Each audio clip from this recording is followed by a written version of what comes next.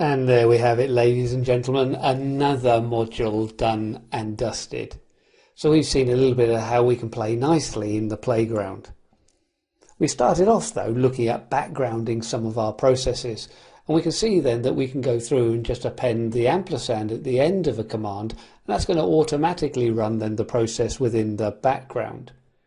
We saw that we could use Control Z if we didn't start a process in the background, so that's then going to suspend the application, and we can resume it by using the BG command, so it resumes in the background.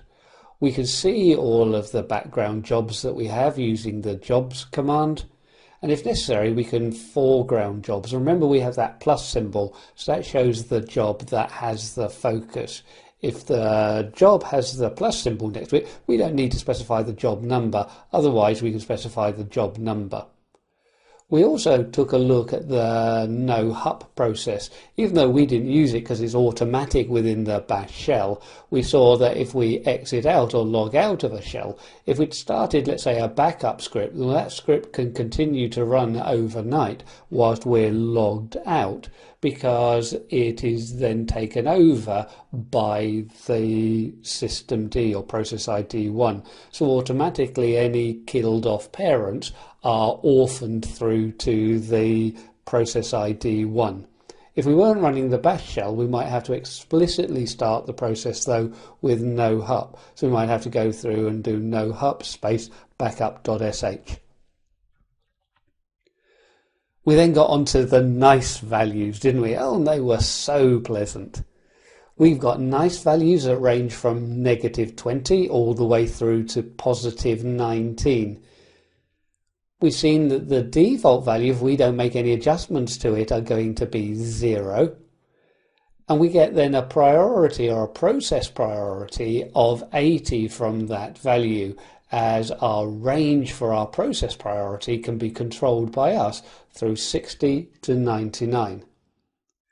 We might then, more realistically than using, say, sleep, want to start up our Firefox with a slightly lower priority, so we might well go through and start it with a command like this, or even have some kind of wrapper script that we have that automatically starts the Firefox process with a nice value that we specify.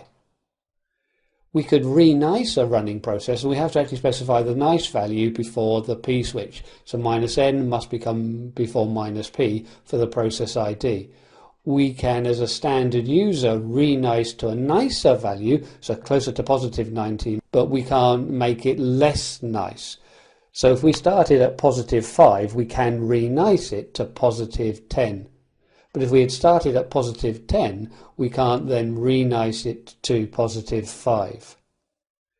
We can control as root the default by going through and editing the limits.conf file in /etc/security.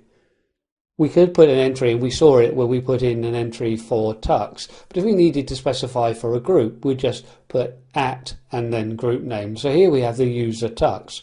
We don't need to worry about hard or soft, it's not appropriate for the priority, but we can then go through and put a priority of 10. The priority really is meaning the default nice value. So with this now in our bag and finished, we need to move on to monitoring Linux performance.